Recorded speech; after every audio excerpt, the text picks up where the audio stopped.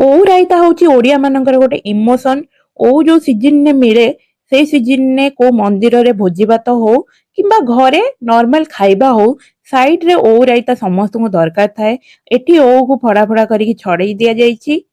देखंतु जेमिति सोरिष मसला देकी ओउ राई करा जाए सेमती मु आज बनौछि। चलन देखिबा। एठी पीस पीस करिक काटी दिया जाइछि। तार चोपा छड़ेई दिया जाइछि और भीतर थिबा नासी काहेकि ना चोपा न छड़ेइले कसा लागिबो और नासी भीतरटा छड़ाई दिया जाइछि। देखो बढ़िया से छड़ेकी धोई धाई या रखी देइछि। तापर कढ़ेई रे टिके पानी नहीं जिबे। पानी एठी गरम हे गलानी। ओ को धोई धाई के आगुआ रखी थिबे ताको एठी ओ को पकई देबे। ओ को फास्ट टिके सिझा हबो सेति पई।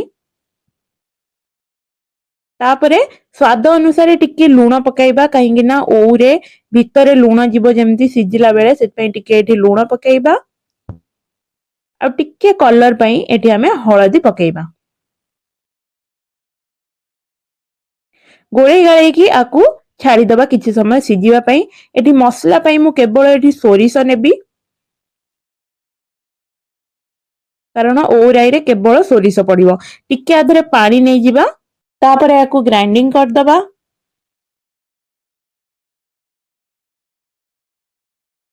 देखंतु ग्राइंडिंग करिक पूरा फाइन पेस्ट हे जाइछि भलसे। तापरे देखंतु एठी गोटे जगह रे मु ओउ को सिझी गलानी तो काढी देइछि। पानी सह काढीछि। एठी कढ़ेई रे तेल पकई देइछि। तापरे एठी हमें पंच फुटण नेकी टिके पकेइबा। फुटण भलसे फुटी गला परे ओउ रायता रे मेन हैला भृषंग पत्र। ताकू मु धोई के रखिछि। एठी भृषंग पत्र पकेइबा।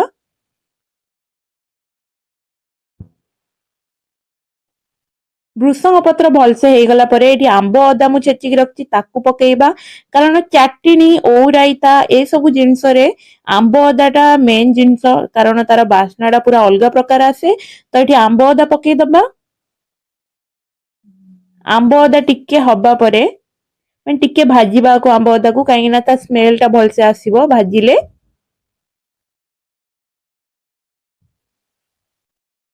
आंबो अदा एठी भलसे हे सारला परे तापरे ओउ को तापरे छांकी की रखिथिबे पानी रु से ओउ को पकेइ दबा। एठी हमें ओउ को टिके भाजीबा सहित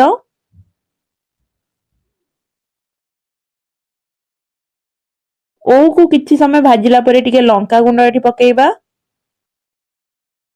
तापर आउ टिके गोळेई दबा लंका गुंड सहित। तापर जो मसला बाटी की रखिथिबे से मसला को एबे पकेइ दबा एथिरे। देखंतु तापर भलसे गोळेई दबा। आउ टिके पानी देकी भलसे गोळेइबा। तापर एठी किछि समय फुटीबा पई छाडी दबा काहेकि ना ओउटा भलसे सिझिबा आधरे आउ टिके सिझिबार अछि तो आधरे सिझि जिवो आउ ता खट्टा अंशडा भी मसला को पळे आसीबो। देखंतु एठी ओउ रायता भलसे पूरा फुटी गलानी। आउ टिके पानी दे दबा कारण आपन को जो अनुसार पानी दरकार आपन से अनुसार पानी देई परिबे। तापर ये भलसे आउ टिके फुटी गला परे आमे आधरे पकेइबा चीनी।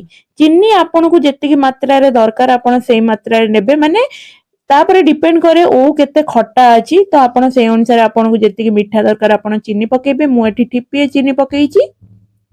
चीनी पकई सारा पर भलसे टिके गोळेई दबा और फुटीबा पई छाडी दबा।